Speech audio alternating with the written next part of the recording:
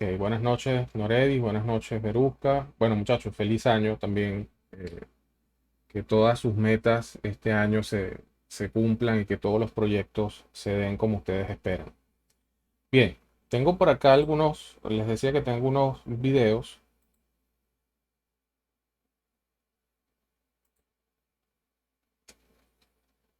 A ver.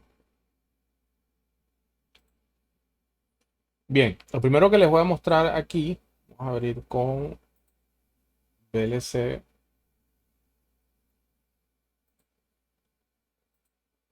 Ok, cuando nosotros vamos a representar diagramas de tubería e instrumentación, representamos no solamente las tuberías, sino también los equipos.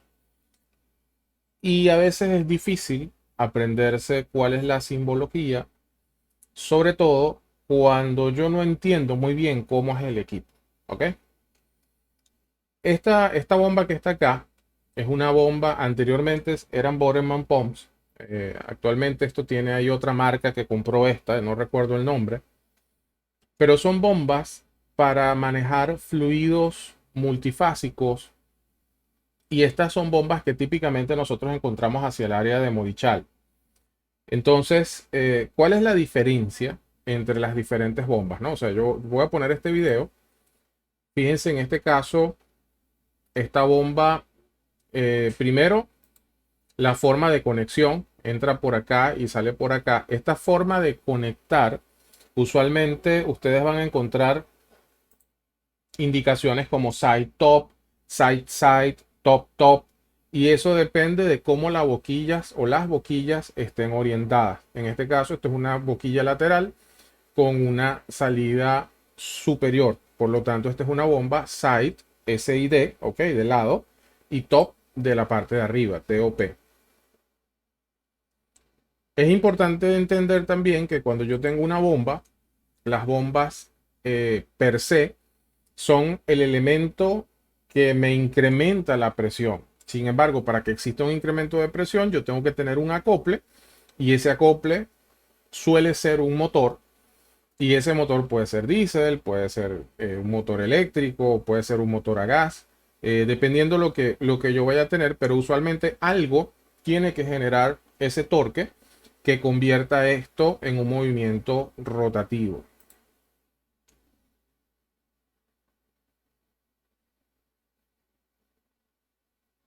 Bien, vamos a ver acá qué hay dentro de esta bomba. Voy a adelantar un poquito más esto para que ustedes no pierdan tanto tiempo. Ok, el fluido entra por acá y sale hacia arriba, ¿no? Pero ¿qué es lo que hace que el fluido salga? Estas son unas bombas, por eso se llaman bombas multifásicas. Son unas bombas que tienen un par de tornillos sin fin. Parecieran como una especie de dos cigüeñales rodando, pero son dos tornillos sin fin. Y la rotación que tiene esto hace que evidentemente pues exista un incremento de presión y un desplazamiento como tal del fluido. Por eso es que son bombas que pueden trabajar con varias fases, porque el movimiento no es por un impulsor, no es un rodete, en el cual si yo tengo cavitación voy a tener problemas, sino que simplemente son dos tornillos que están girando uno contra otro, y pues al encontrarse la bomba o al encontrarse el fluido entre esos dos tornillos, no les queda más que moverse en el sentido que tengan los tornillos como tal. Hay otras, mira, César, no te sé decir si son como un supercargador, tendría que ver que es un supercargador de desplazamiento positivo, pero sí el concepto de desplazamiento positivo aplica porque es precisamente el tornillo quien guía la dirección del fluido. ¿Ok? Por acá también está, vamos, esta bomba. Suele pasar que nosotros dentro de los proyectos y sobre todo las personas que trabajan en perforación, aunque no son así, es común que hablemos de bombas BCP, bombas de cavidad progresiva. En este caso, esto es una bomba de transferencia, esta marca es Z-Strip. eh, y fíjense que cuando yo hablo de bombas de cavidad progresiva o de desplazamiento positivo, en este caso ya no es específicamente un tornillo, sino que estamos hablando, vamos a ver acá cuando esto muestre los internos de la bomba. ¿Ok? Fíjense, el fluido cae aquí y la manera de yo bombear ese fluido o dirigirlo es que ya no utilizo un tornillo, sino que utilizo un eje que es curvo. Entonces, ese eje curvo hace que el desplazamiento vaya en la dirección de ese eje. ¿Ok? De igual manera, las bombas BCP que se colocan en los taladros no, que se colocan en los pozos, suelen tener esta forma. Una de las cosas o una de las fallas que con mucha frecuencia encontramos en las bombas BCP es que aquí hay unas camisas con unos elastómeros y a veces se parten, pierden sello, porque para que este fenómeno ocurra, evidentemente, pues tiene que haber un espacio específico entre ese eje curvo y esto que tengo acá. Y otra de las, ya para utilizar un lenguaje más coloquial, cuando nosotros estamos dentro de la industria, una de las bombas que son más populares son esas que llaman bombas paca paca. Las bombas paca paca son bombas neumáticas, ¿ok?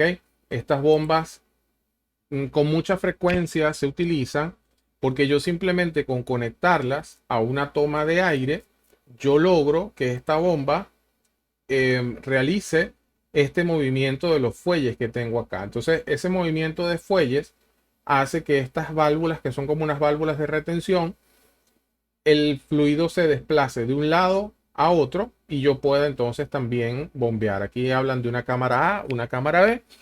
Son unas bombas muchas veces hasta plásticas, son bombas muy ligeras, son bombas para pequeñas presiones. Y bueno, es típico que cuando vamos a hacer trabajos de lubricación, trabajos de trasegar fluidos de un tambor a otro, podemos usar una bombita de esta, siempre y cuando tenga aire por allí, ¿no? Entonces, realmente su nombre, por llamarlo de alguna manera, su nombre científico son bombas neumáticas, pero en el argot popular, cuando ustedes escuchen hablar de una bomba paca paca, están hablando de una bomba que tiene estas características. Ok, ¿por qué empecé con este tema de hablar de las bombas? Porque nosotros el día de hoy vamos a hablar de los diagramas de entrada para diseño de tubería. ¿Cuáles son esos diagramas de entrada? Vamos a ver. Lo primero que yo tengo que entender cuando yo voy a diseñar tuberías es que no siempre voy a tener la información disgregada de manera gráfica, sino que voy a tener la información en algunos casos escrita y esa información escrita yo la voy a tener, pues evidentemente, dependiendo del proceso, lo voy a empezar a denotar. Es decir, vamos a suponer que voy a hacer una receta. No sé si tengo por acá el... Ok. Supongamos que yo tengo una receta y esa receta me dice a mí, mira, la masa para pizza o para hacer masa para pizza, tú necesitas estos ingredientes. Cuando yo estoy en una planta, los ingredientes de la planta es lo que se conoce como el feed o la alimentación, ¿ok? El feed o la dieta de la planta. Esa dieta de la planta usualmente va a depender del proceso que se quiera realizar y adicional. De hecho, hay plantas que tienen 2 dietas, 3 dietas, dependiendo para lo que estén diseñadas. Y adicionalmente viene entonces la preparación de esa receta. Pero la preparación de la receta, cuando nosotros estamos hablando a nivel de plantas, es lo que se conoce como la filosofía de operación y control.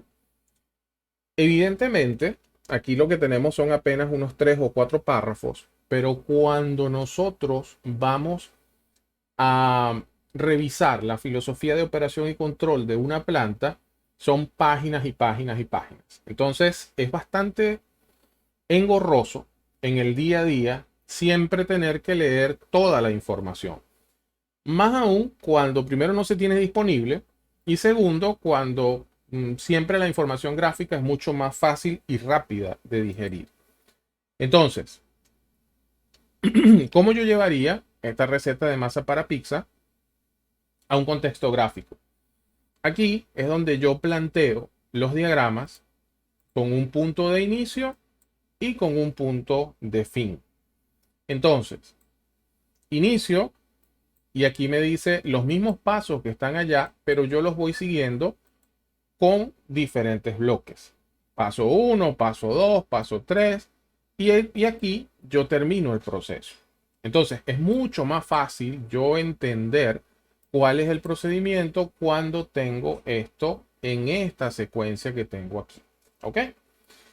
Eh, entonces, el diseño de tuberías, como dice acá, se basa en interpretar y convertir una secuencia de pasos por un proceso específico esquematizado en un diseño construible. ¿Qué quiere decir esto? Fíjense, yo tengo dos diagramas que típicamente se manejan dentro del diseño de sistemas de tuberías y que es lo que con frecuencia hacen los ingenieros de procesos. Yo les hacía mención al principio de este curso que a veces cuando somos, por ejemplo, del área de mecánica, en el área de mecánica nosotros hacemos mucho diseño hidráulico y adicionalmente de ese diseño hidráulico, nosotros también pues vemos un poco de instrumentación y nos da la impresión de que tuberías engloba todo esto, pero sin embargo a nivel de consultoría estas áreas están separadas. Lo que hace piping, lo que hace procesos y lo que hace instrumentación, por lo menos aquí en Venezuela están un poco separados, ¿no? O bastante separados. En otros países como Estados Unidos, Canadá, suele pasar que el procesista y el instrumentista o el procesista conoce muchísimo de instrumentación y ya van a ver por qué es importante el tema de nosotros fusionar una cosa con otra. Ok, ¿qué más hay aquí? Nosotros dentro de estos dos diagramas que tenemos acá, nosotros tenemos un diagrama que representa el diagrama de flujo de procesos y un diagrama que representa los instrumentos y adicionalmente la tubería, las tuberías, ¿ok? Entonces, la manera o la forma menos evolucionada de los diagramas son los diagramas de flujo de procesos. Y ustedes podrían decirme, David, pero entonces, ¿por qué se hace un diagrama que no es completo si yo no voy a tener toda la información? Ok, fíjense. A ver si esto lo puedo hacer aquí.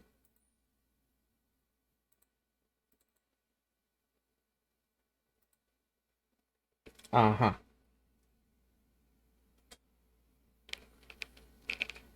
Vamos a ver lo siguiente.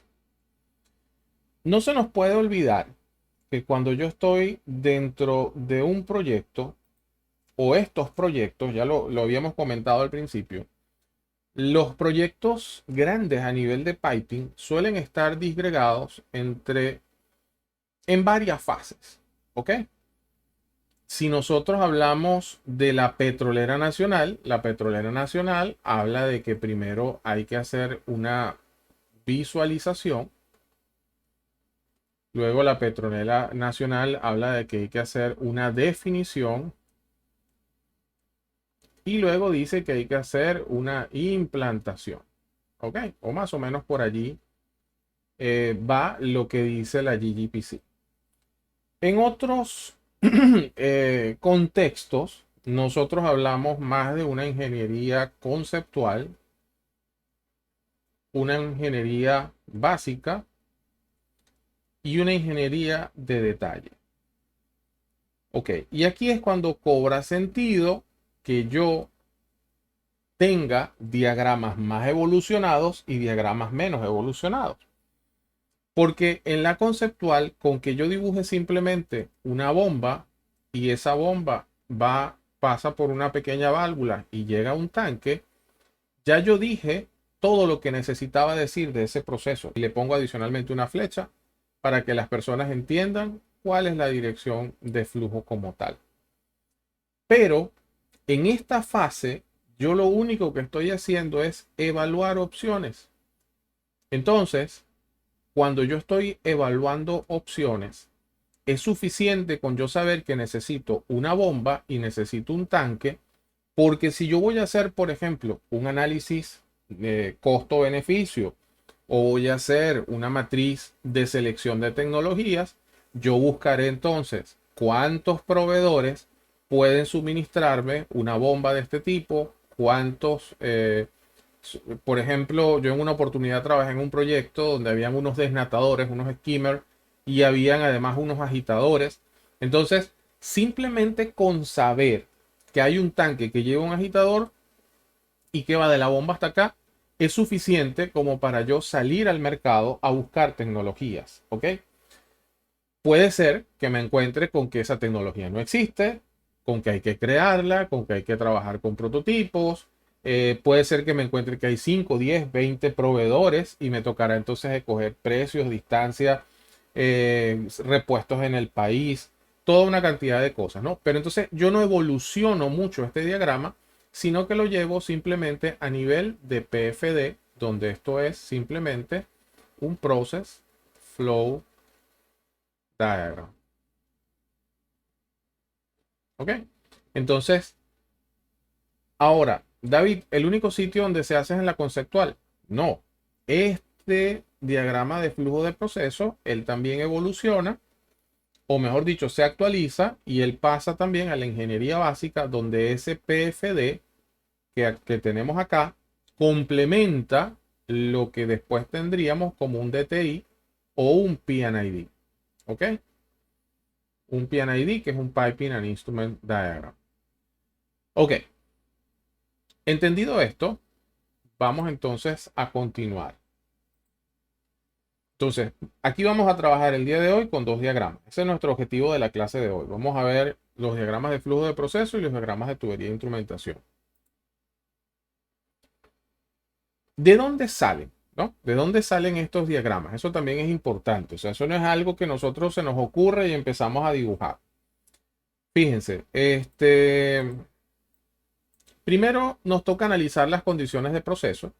Aquí nos toca realizar cálculos con simuladores como HiSys, como Pro2, como PyFace. Y a partir de ese análisis de procesos, nosotros entonces generamos los diagramas de flujo de proceso y los diagramas de tubería e instrumentación para luego iniciar con el diseño mecánico de los sistemas de tubería. Entonces, nosotros a nivel mecánico diseñamos después que todas estas dos cosas han ocurrido. Fíjense, esto que tengo aquí no es un diagrama de flujo de procesos.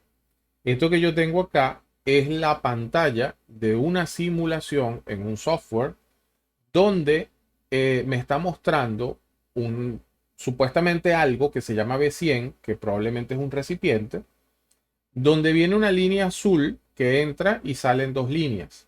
Ahora, aquí aplica un concepto interesante que es el concepto de corriente. La corriente número 1 entra al equipo B100, del cual sale la corriente número 2 y sale la corriente número 3. La corriente número 3 pareciera que se conecta por acá, perdón, la corriente número 2 sigue por aquí, se convierte en la corriente número 4 y la número 3 se convierte en la corriente número 5 o se conecta con esto y se mezclan para hacer la corriente número 6. ¿Por qué esto se hace así? Esto, al final, lo que se hace es un balance de masa y energía, donde yo voy estudiando el proceso punto a punto. Yo voy estudiando qué pasa en cada una de esas corrientes que yo tengo allí. En otras palabras, no es para que esto ustedes lo vayan viendo y por eso forma parte de lo que es procesos y va más allá de lo que tal vez nosotros calculamos. ¿Qué es lo que suele pasar? Nosotros, a nivel de mecánica de fluidos tradicional y básica, nosotros iniciamos con un punto A, de ese punto A nos vamos, necesitamos incrementar la presión y de ahí nos vamos a un punto B. Entonces está bien. Esto funciona cuando en el proceso yo inicio aquí, termino aquí, hay un equipo que tengo que elevar presión. Pero en cada uno de los procesos dentro de una refinería o dentro de una planta, yo no solo necesito elevar presión, yo a veces necesito mantener un delta T, a veces necesito pues, remover calor, a veces yo necesito de repente hasta inclusive tener una caída de presión brusca. Entonces no siempre yo voy a tener acá una bomba. Entonces dependiendo el equipo que yo tenga acá, yo necesito ir estudiando cada una de las corrientes para saber dos cosas. Primero, en cada línea, propiedades físico-químicas. ¿Ok? Aquí propiedades físico-químicas. Y por otro lado, conocer de estos señores que están aquí, el duty o el performance. O sea, por ejemplo, si yo lo que tengo acá, en vez de que sea una bomba, yo lo que tengo es un intercambiador de calor, entonces yo necesito saber cuánto calor va a remover ese intercambiador, tanto en la corriente que está entrando al intercambiador como aquella que se está usando como enfriamiento o como calentamiento. Entonces, la operación en todo caso aquí es completamente diferente. Cuando yo considero una nueva corriente, cuando, por ejemplo, yo tengo acá una bomba y tengo aquí, en este caso, esto se conecta acá y esto se conecta acá.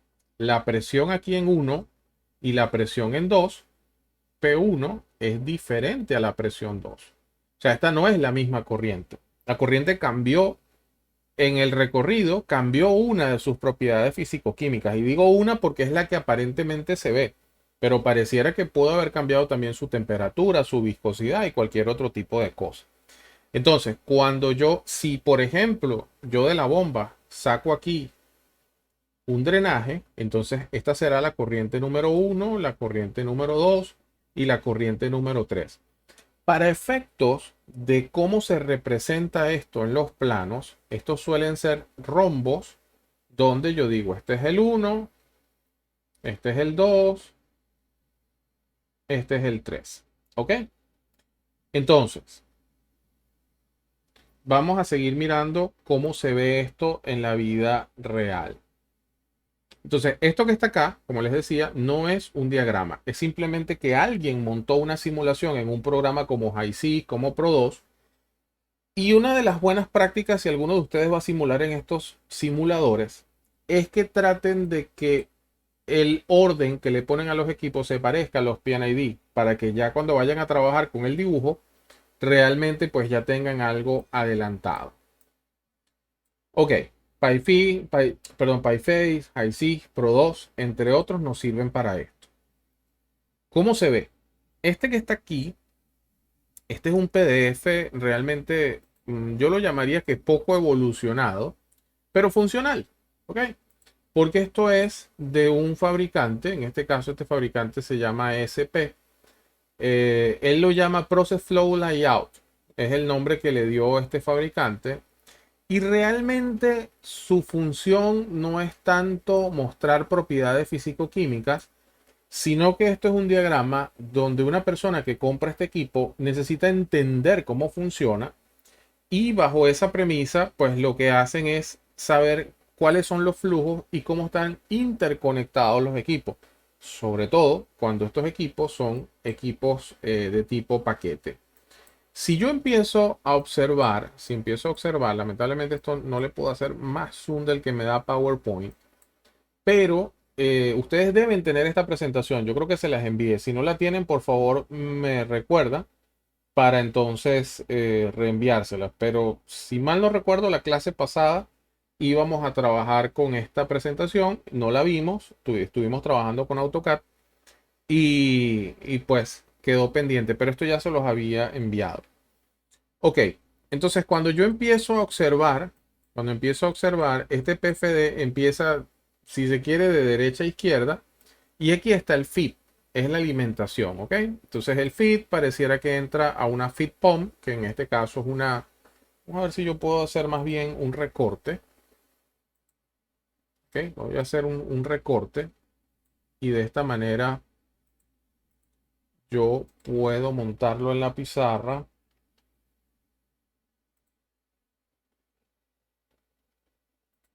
A ver, ok. Y con la manito lo muevo acá, le doy más zoom y así ustedes entienden mucho mejor. Ok.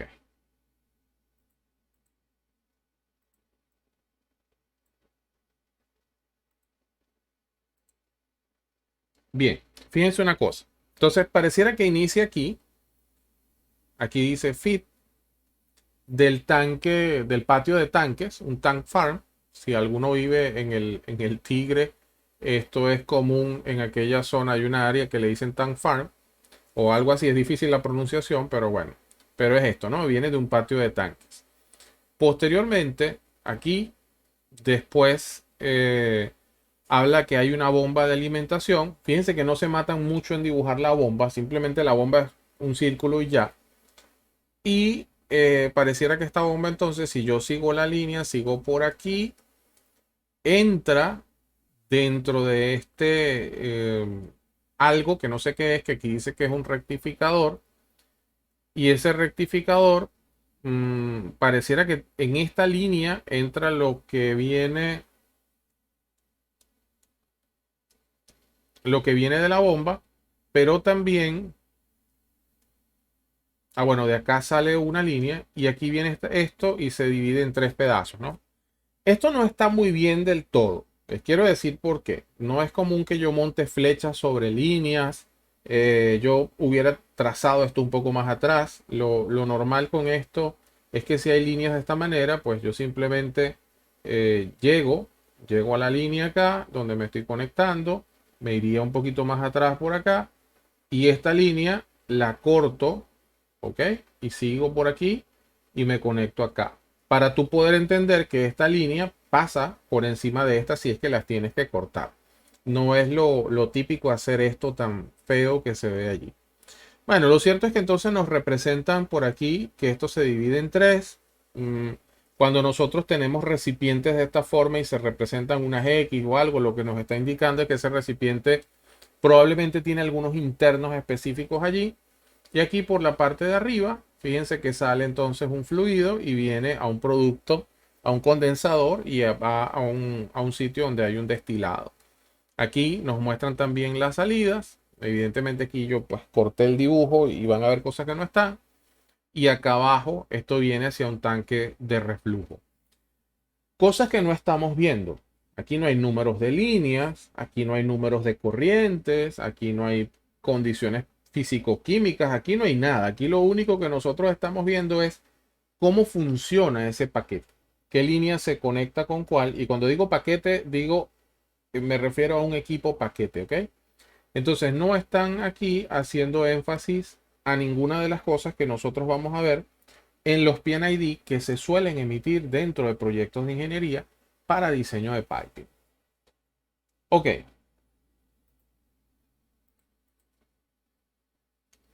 vamos por aquí ahora sí a mirar qué encuentro cuando tengo un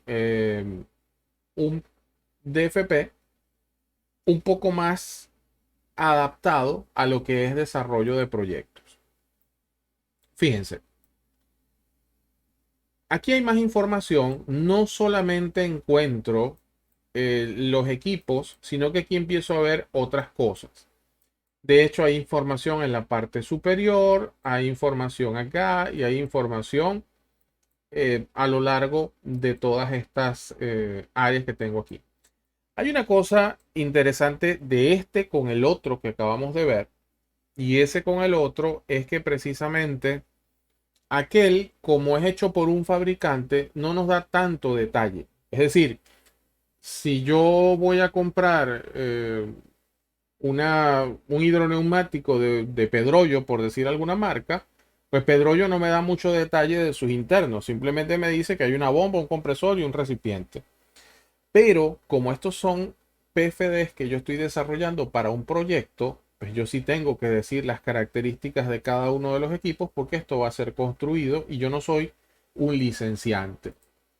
Ok, entonces, ¿qué partes me encuentro yo dentro de un diagrama de flujo de procesos? Dentro de un diagrama de flujo de procesos, yo me encuentro uno, digamos que el área donde está el proceso en sí. En algunos casos me encuentro las áreas donde los procesos, la entrada como tal de los procesos. Y por último, está acá, pues, bueno, aquí está la salida. También tengo un área de equipos. Ya vamos a hablar de esta área de descripción de los equipos. Y un área donde están algunas notas generales como tal. Esto es a grosso modo, esto no quiere decir que siempre sea así. Simplemente, pues muchachos, es un típico de cómo podríamos encontrarlo. Vamos a ver, sé que tengo una sección acá. Ok, vamos a ver acá esto. Ajá, fíjense, no voy a hablar todavía de las entradas, sino que voy a hablar de lo que estoy viendo aquí que no vi en el diagrama del fabricante. Por ejemplo, B101101 ABC.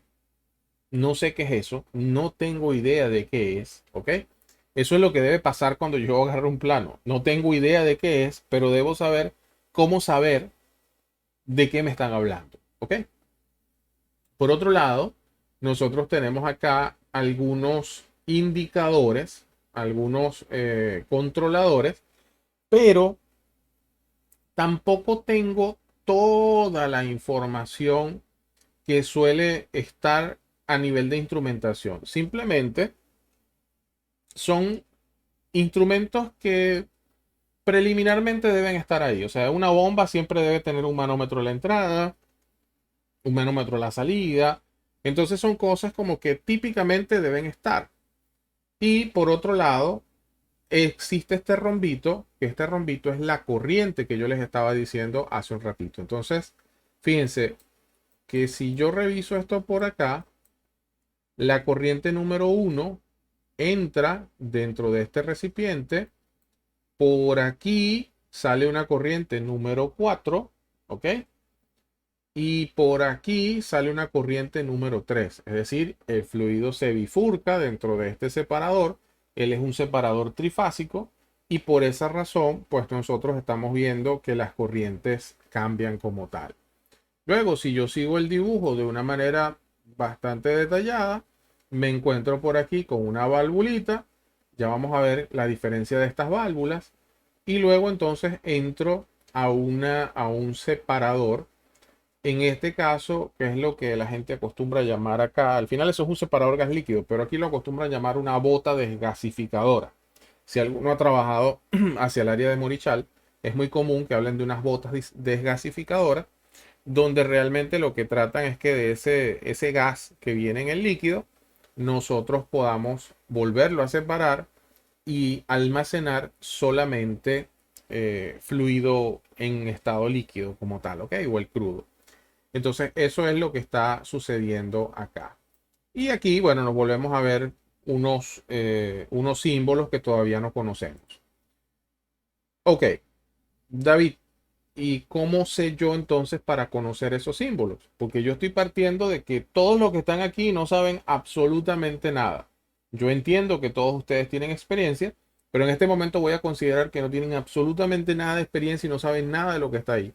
La pregunta es, ¿cómo sé lo que está allí? Ok, hay otro concepto, el concepto de corrientes, que lo acabamos de mencionar, donde si yo estoy trabajando dentro o con un programa de simulación, el programa de simulación me arroja algo como esto, ¿ok? Evidentemente menos bonito, esto está un poco más acomodado ya en Excel, pero bueno, pero esta es la información que yo estoy extrayendo de allá. ¿Qué información estoy extrayendo? Ok, solamente estoy tomando las primeras cuatro corrientes. Temperatura, presión, y acá, de esas cuatro corrientes, la corriente número uno, número 2, número 3, número 4, estoy tomando las primeras, no sé, 8 o 10 variables. Variables consolidadas, porque este fluido tiene gas, tiene crudo, tiene agua. Fíjense que cuando yo hablo de propiedades físico-químicas, estoy hablando que hay fluidos que son tan complejos donde yo tengo todas estas propiedades acá. ¿Ok? Entonces, ¿qué es lo que estoy mostrando? Que la corriente 1 entra a 90.5 grados Fahrenheit. Que la corriente 1 entra a una presión de 63 psig. Y así sucesivamente, pues vamos entonces encontrando las propiedades físico-químicas de cada una de las corrientes que yo tengo acá. Bien, otras cosas que yo podría tener de aquí. Evidentemente, las propiedades por cada una de las fases en el caso de fluidos que son multifásicos. Entonces, cuando yo veo esta corriente lo que me dice es, hey, anda a la tabla de balance de masa y energía y allí vas a poder encontrar toda la información. Entonces, eso que yo les decía por aquí, de lo que se hace en una ingeniería conceptual, la razón también por la cual yo utilizo esos diagramas de flujo de procesos es porque aquí, con eso, yo puedo encontrar las propiedades. ¿Ok? El único dibujo o el único plano que de manera típica tiene esto es el diagrama de flujo de procesos. Y evidentemente es el que me va a permitir decirle a un proveedor, mira, el fluido entra a tal temperatura, sale a tal temperatura, ¿qué tecnología tienes tú para eso? Ok. eh, Vamos acá. Yo les decía, ustedes ven aquí, B1010 ABC. ¿Qué es eso? No tenemos idea. Ok, no quiere decir que esto siempre sea así. PDVSA tiene una norma, LTP 1.3, 1.5, algo así. Luego voy a validar esto, no lo recuerdo ahora con claridad, pero el sistema de numeración que utiliza PDVSA es muy parecido al sistema de numeración que utilizan en muchos proyectos, donde no se trata solamente de ponerle bomba 1 o bomba 2, sino que hay una serie de campos que identifica. Me explico. Si yo estoy en este proyecto, acá en mi proyecto pequeñito, y alguien me dice, David, identifica las líneas. A lo mejor yo vengo y digo, bueno, le voy a poner a esta línea 01, a esta le voy a poner línea 02 y a esta le voy a poner línea 03. Y eso serviría para una tesis de grado, para un esquemita muy pequeño, algo que voy a hacer en casa. Pero ¿qué sucede? Que cuando yo estoy dentro de una planta de procesos donde hay muchísimas líneas y donde hay muchísimos equipos, yo debo primero o debería entender que cuando veo la información de una línea, yo poder extraer información como el servicio, si tiene aislamiento o no. Igualmente los equipos. Si alguien me dice identifica el equipo, a lo mejor yo le puedo poner simplemente bomba 01. Y si es la única bomba, a lo mejor le pondré, no sé, bomba crudo. Pero los equipos que yo tengo dentro de una planta son equipos que también deben estar identificados y esa identificación es lo que se conoce como el tag del equipo. Y ese tag, darle tag a ese equipo, va a depender de un sistema de codificación que va a ser tan grande o tan pequeño dependiendo la magnitud de la planta. En el caso específico de Petróleos de Venezuela, por la magnitud que tiene la industria y el impacto a nivel nacional, ellos han tipificado la identificación de los equipos con 10 dígitos, donde los primeros 3 que están acá identifican el tipo de equipo. Luego hablan de un código que identifica la planta donde está ese equipo. Luego hablan de un área donde se identifica, o mejor dicho, hablan de otra serie de dígitos donde identifica el área o la sección. Y hay otro donde identifican el tren. Estos conceptos también quiero que ustedes los manejen sin ningún inconveniente porque es importante a nivel de diseño entender esto. ¿Ok? Voy a hacer mi mejor esfuerzo, bueno, no sé, más o menos así.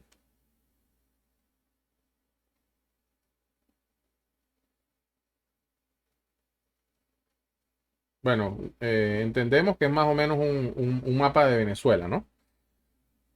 Eh, Ese mapa de Venezuela, yo podría, en algunos casos, tener una planta por aquí Esto puede ser San Joaquín. Y yo puedo tener una planta exactamente igual, no sé, vamos a ponerla por aquí, en Maturín. ¿Ok? Maturín, Santa Bárbara, esa zona por acá. Vamos a suponer que esta planta es una planta de tratamiento de algún fluido y las plantas son idénticamente iguales. A es igual a B. Entonces, como A es igual a B, ya nosotros tenemos que entender que los equipos que están aquí los tengo que distinguir de alguna forma. Si ahora yo me meto dentro de esa planta, puede ser que esa planta no solamente sea una planta, sino que también internamente esa planta esté subdividida por áreas. ¿Ok? Esa planta está subdividida por áreas. Entonces es necesario saber, no solamente saber de una bomba, sino saber que a lo mejor este es el área de nafta, este es el área de sistema contra incendio, este es el área de producción de agua, no lo sé, este es un agua de producción de lodo. Entonces cada área también no es solamente hablar de la bomba, sino que yo tengo que saber exactamente dónde está la bomba. Y en algunos casos, fíjense que ya estoy hablando de planta a nivel país, estoy hablando de área o sección.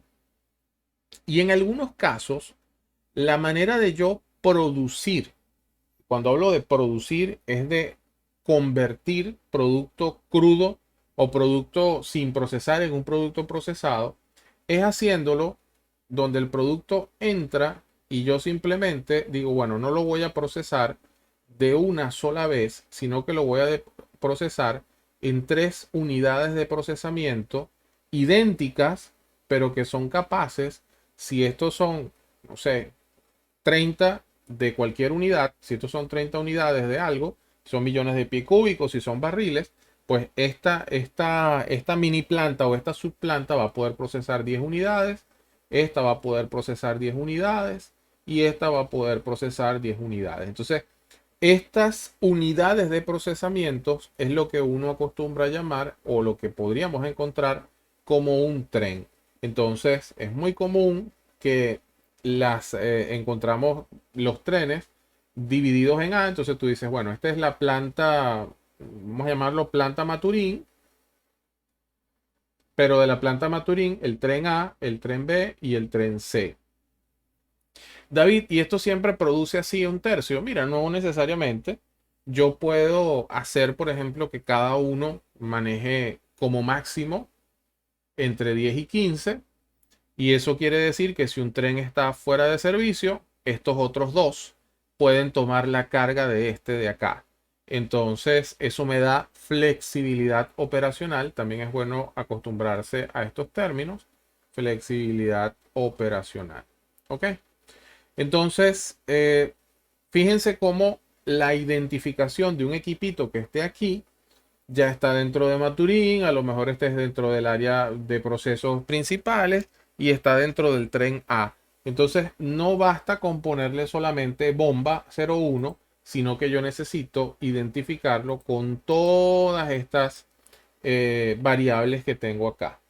Lo otro es que en este caso 910, secuencia numérica de 2 dígitos. Esto es para ponerle si es la 001, 002, 003. Y por otro lado, yo tengo también acá este uso de letras, que estos son cuando son equipos principales y equipos de respaldo. Ok, aquí también es importante entender qué es un equipo de respaldo. No sé si se los comenté, pero vamos con el caso del tren, ¿no? O en el caso de una bomba. Supongamos que yo necesito manejar de algo 20 unidades. Entonces pareciera que una manera es yo poner una bomba que trabaje con 10 y otra bomba que trabaje con 10. Ok, esa es una forma. Pero yo podría tener también una filosofía un poco más, un poco más de cuidado, donde esos 20 unidades, yo tengo una bomba que maneja los 20 y otra bomba que maneja los 20, donde resulta que esta está en stop cuando esta está operando y si esta sale de servicio, entra a trabajar esta. Y podría tener también la configuración que les comenté hace un ratito, donde yo puedo tener 2 de 20, ¿ok? O parecida a la que teníamos hace un ratito, pero ella solamente trabaja al 50% de su capacidad. Es decir, esta maneja solamente 10 y esta maneja solamente 10. Y me podría preguntar, David, pero eso es absurdo. ¿Por qué si la bomba maneja 20, por qué tú las vas a poner ahí para manejar 10? ¿Por qué no pones solamente una a trabajar y la otra pues la prendes cuando esta falle? Sí, pero hay equipos como por ejemplo los turbocompresores donde sale más costoso arrancarlo desde cero que si el equipo está ya operando, y lo único que hacemos nosotros es simplemente darle mucho más rango de operación o darle mayor, digamos, solicitarle mayor capacidad de operación. Esta específicamente, esta filosofía es la que se conoce como running spare, ¿ok?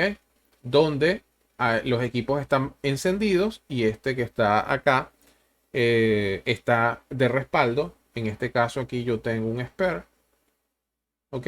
Y este equipo está en operación, ¿ok? Y en este caso, pues esto es una filosofía de 50-50. Aquí no tengo respaldo de nada. Si se va uno de los equipos, simplemente pues perdí la capacidad como tal. Ajá. ¿Por qué yo estoy hablando de todo esto? Porque si yo necesito identificar unos equipos que son idénticamente iguales, yo lo único que hago es que este es el equipo A y este es el equipo B. Cuando un equipo se llama, por ejemplo, P01A y el otro se llama P01B, quiere decir que estos equipos son hermanos, son gemelos, son idénticos. La diferencia está, o mejor dicho, no es que la diferencia está, ellos son iguales. Solo que no puedo contarlos como uno, sino que son dos, porque suelen ser identificados de la siguiente manera: P01 A/B. Entonces no puedo contar esto como un solo equipo. El A/B/C me dice que ahí no hay un equipo, sino que hay tres, ¿ok? Tres que son idénticamente iguales. Entonces, esta es la forma en la cual típicamente vamos a encontrar identificados equipos. David, ¿y dónde se ve eso? Bueno, vamos a ir atrás. Este que teníamos aquí. Fíjense que este se llama B101101ABC. ¿Qué me dice esto? Esto me dice que esto es un B. Todavía no sabemos que es un B. 101101. Esto tendrá razón para llamarse así. Será la planta, el tren o como sea. Eso lo sabremos cuando tengamos los planos de simbología de esa planta. Y el ABC me dice que aunque en este plano me están dibujando uno, cuando yo vaya a planta hay tres. Si alguno de ustedes ha entrado a la estación principal Morichal, esto es lo que te encuentras cuando llegas. Tú entras y te encuentras con tres separadores que están juntitos, pero fíjate que los diagramas de flujo de proceso los tienes dibujados como un solo equipo que dice A, B y C. ¿Ok? Bien, ¿cómo hago yo para denotar que algo es una entrada? Y esto también es importante. Cuando tengo procesos, muchachos, voy muy rápido. ¿Hay alguna duda, alguna pregunta? ¿Están todavía allí?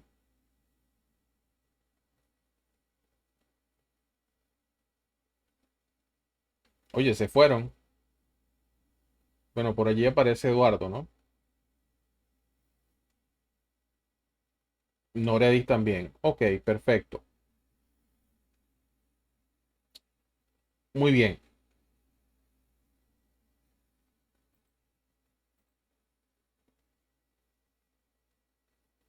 Vamos con... ok. Puede ser, vamos al caso a través de la bomba. Yo puedo tener una bomba y esa bomba, su trabajo o la succión de esa bomba viene de una línea. Vamos a llamar a esto, no sé, esta línea se llama X00123.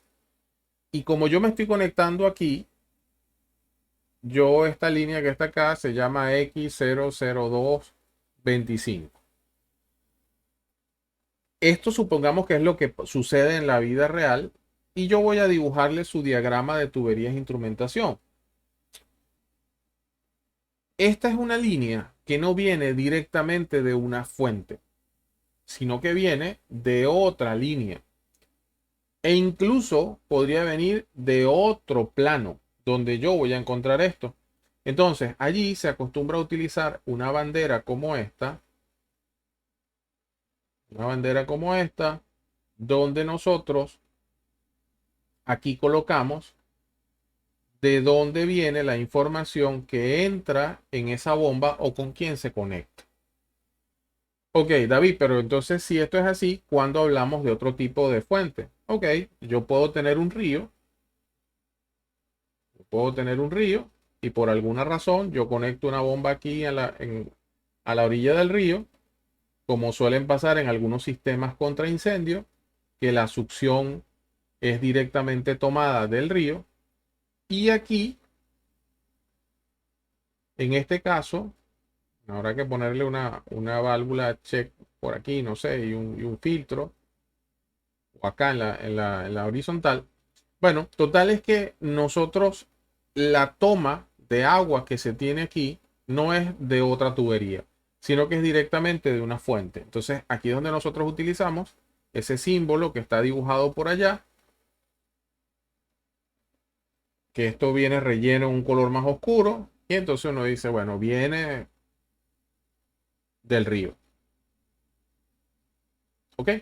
Entonces, esta es la diferencia cuando nosotros, el fluido viene de una línea o de un plano, a cuando el fluido viene directamente de una fuente. Eso es lo que yo quiero. Por eso muestra esto acá, o se muestra la diferencia entre esto que tenemos aquí. Aquí podemos ver los dos casos. Bien, ¿por qué tantas flechas? Esa puede ser la pregunta, ¿no? ¿Por qué tantas flechas, David? Bueno, pues tantas flechas porque este crudo, que se llama aquí crudo húmedo diluido, es el que directamente va al separador y esta es la corriente 1, pero a esa línea se le incorporan una cantidad de líneas y una cantidad de equipos que hacen que lo que llega aquí realmente pues es la producción de lo que va por la línea más todo esto que se suma acá. Entonces, en ese caso, no se hace mención tampoco a que es la corriente 1 inicia aquí, pero la corriente 1 se compone de la sumatoria de todo esto que entra acá. Fíjense que aquí hay unas bombas de crudo fuera de especificación, las bombas directamente entran acá, pero aquí hay un plano que viene desde el tren B, este es otro sistema que también viene hacia acá. David, y los cuadritos con los puntitos, bueno, los cuadritos con las líneas discontinuas, vamos a ver más adelante que son unidades paquetes que se utilizan como inyección de químico. Cuando yo hablo de inyección de químico dentro de procesos industriales, es un, porque alguien podría decir, bueno, pero el petróleo no es un químico, la nafta no es un químico. Sí, pero eso forma parte del proceso. Cuando yo hablo de inyección de químico, yo hablo de un componente que no es el principal del proceso, el cual yo tengo que inyectar o tengo que añadir para mejorar la condición de ese fluido de proceso. Por ejemplo, antiespumantes, odorizantes, como es el caso del mercaptano cuando estamos hablando del gas. Y bueno, y así sucesivamente, antisulfactantes, ¿ok? Entonces, cada uno de esos químicos que mejoran la condición de ese fluido principal de proceso es lo que se llaman paquetes de inyección de químico o inyección, el proceso de inyectar químico a esa corriente principal. Bien, cuando yo llego aquí, cuando ya estoy acá, el recipiente se llama B101101 ABC. Ya hemos visto que realmente pues no es una sola corriente, no es un solo equipo, sino que son tres. Y me encuentro también con que tiene aquí un LC, vamos a ver más adelante, y adicionalmente una válvula, pero esa válvula tiene arriba un gorrito. Entonces vamos a ver en un ratito qué pasa cuando esa válvula tiene un gorrito. Y aquí una PC. Hay otra cosa, las válvulas las vamos a ver más adelante. Son las 9:32. Vamos a tomar nuestros 5 minutos de rigor para que no estiremos. Y seguimos entonces mirando esta presentación acerca de diagramas de flujo de proceso y diagramas de tuberías e instrumentación. Vamos a hacer una pausa y volvemos entonces en unos 5 minutos aproximadamente.